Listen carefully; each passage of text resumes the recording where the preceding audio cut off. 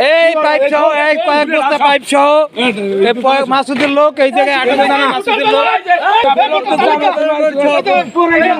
কয়েক বস্তা এই সহ জামাতের লোক আটক এই জায়গায় এই দেন এই কয়েক বস্তা পাইপ এই সব পাইপ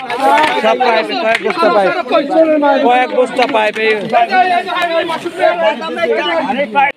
মালাইছে কমে দিয়ে কে অফিস দিয়েছে স্পষ্টভাবে বলেন কার অফিস?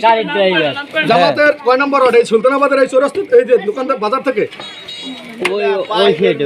ওই সাইডের কোন সাইডে? বাংলা বাজার অফিস দিয়েছে। বাংলা বাজারের মেইন অফিস থেকে বাউফলের মেইন অফিস থেকে এই মালগুনা কালেশ্বরীর উদ্দেশ্যে রওনা দিতেছে নাকি?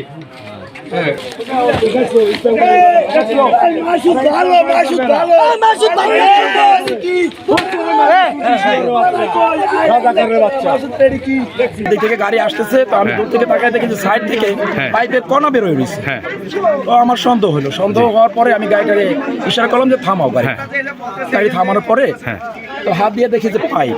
তো আমার এখানে আরো ছেলেফোন ছিল সামনে ছিল, তাই মধ্যে একদম যে দেখতো গাড়িটা চেক করতো এটা পাইপ। আগেও জামাতের লোকজন পাইপ নিয়ে অনেক কাহিনী ঘটছে বাউফলে, এক একটা পাইপের ওজন 700 গ্রাম, 2 হাত একটা পাইপ। তো তাহলে একটু চেক কর গাড়িটা নামাইয়ে দেখে যে এখানে প্রায় 300-400-র মতো পাইপ হবে। 2জন লোক আছে আর ড্রাইভার 3জন, এরা নিয়ে তখন আমরা জিজ্ঞাসা করলাম যে কোথায় যাচ্ছ?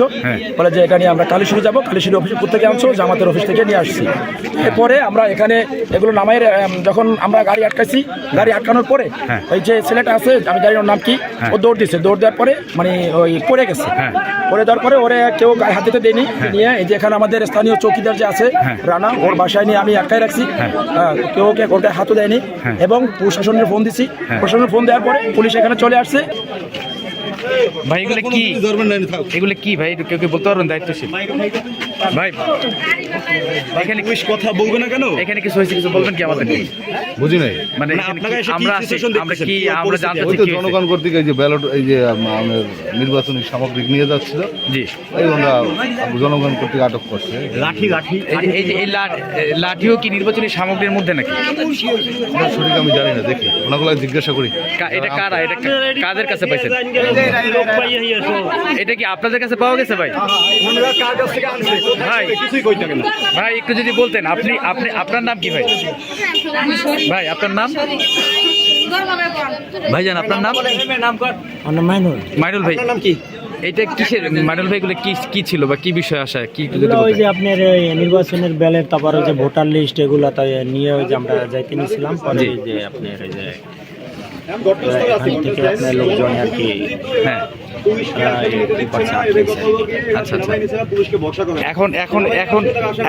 এখন এইখানকার মানে এই যে মানে আপনাদেরকে এগুলো নিয়ে মানে ধরার কারণ কি? মানে কি বলতেছে ওনারা? ওনারা বলতেছে আর কি যে আমাদেরকে জিজ্ঞেস করতেছে যে এগুলো নিয়ে কই যাইতেছো বা এগুলো দিয়ে কী করবেন। বলছে যে এগুলো নির্বাচনী আপনার যে ব্যালট, তারপরে যেগুলো দিচ্ছে এগুলো আপনি নিয়ে যেতে বলছে।